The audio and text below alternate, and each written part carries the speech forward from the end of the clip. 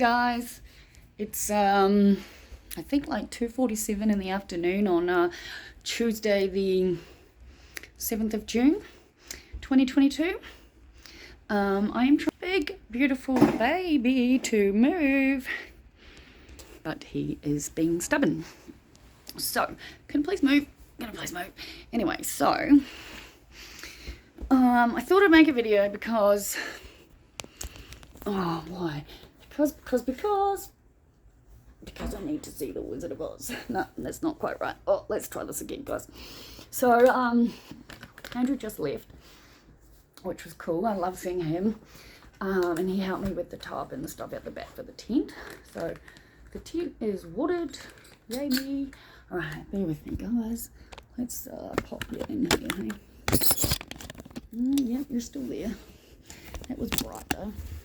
Oh, there we go.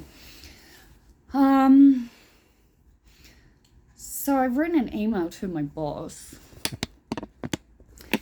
and I've read it a couple of times, and I spoke to Andrew about it, and he agrees something needs to be said. But I've decided in the last few minutes that since I told myself I was going to have a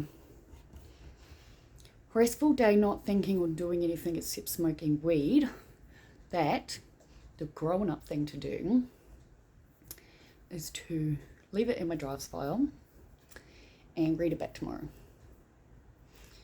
Because I definitely think something needs to be said, because basically one of the points in the workshop he's added is along the lines of it's okay basically to ignore people and then go on social media.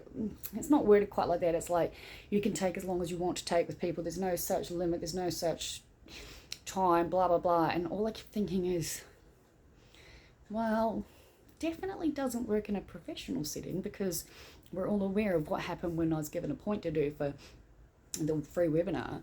And I did like a page and a half worth of notes that then was used as a script, but was never even responded to, and the anxiety it caused me just from that experience. Like, I just don't understand how people's brains work when they fucking don't understand that if you're like, there are so many circumstances. Like, this is a professional setting for one. Two, don't send emails to people that are like, hey, I'm here, reach out, I'm always available, blah, blah, blah. If you are someone who now openly admits you just don't reply. And if you just don't reply, okay, cool. And I'm sure there are a lot of people like that. But there are a lot of people like me too.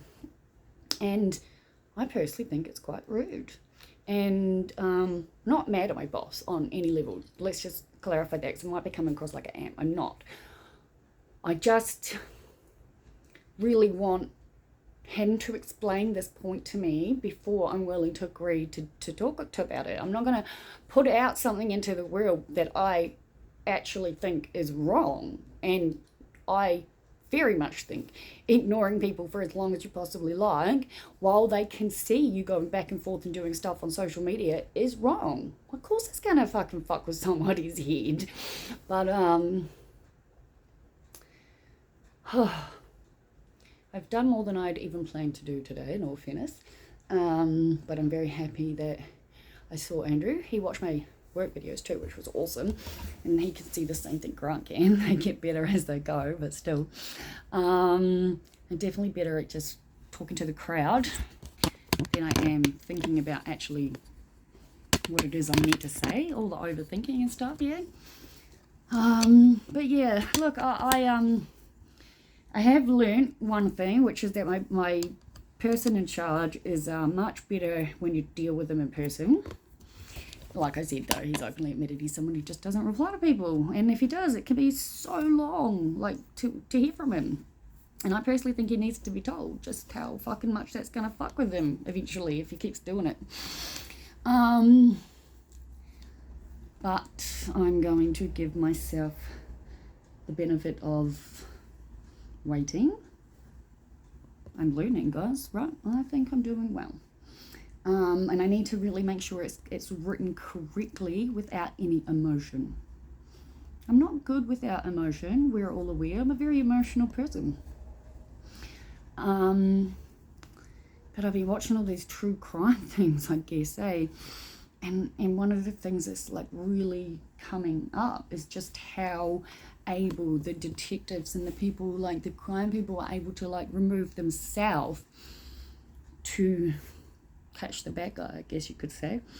And it makes me think of unconditional positive regard and how you need to have that and to be able to even work in sort of, you know, therapy, peer support based, you know, mental health sort of criminal, whatever. Unconditional positive regard is really helpful thing to be able to have.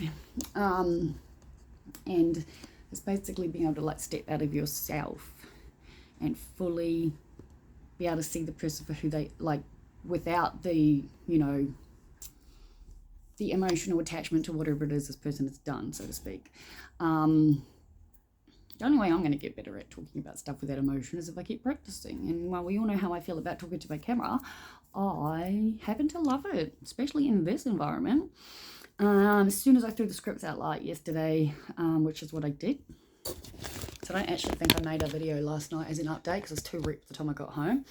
But I ended up seeing Grant afterwards because it's like parked on the street at the other end. And then I drove to Rachel's house so I could get my bong. Because quite frankly, I want to get stoned, and I want to get stoned properly, and I'm not nearly as stoned as I was before, and that's, I think, where I'm going to go to. I'm going to have a bong and watch Sex and the City and heat up some leftovers, and yeah, I'm not going to send any emails to anyone today. I am going to pull my curtains closed and watch old school Sex and the City because I started it last night again and it was fun and it's exactly what I want to do. Bye guys.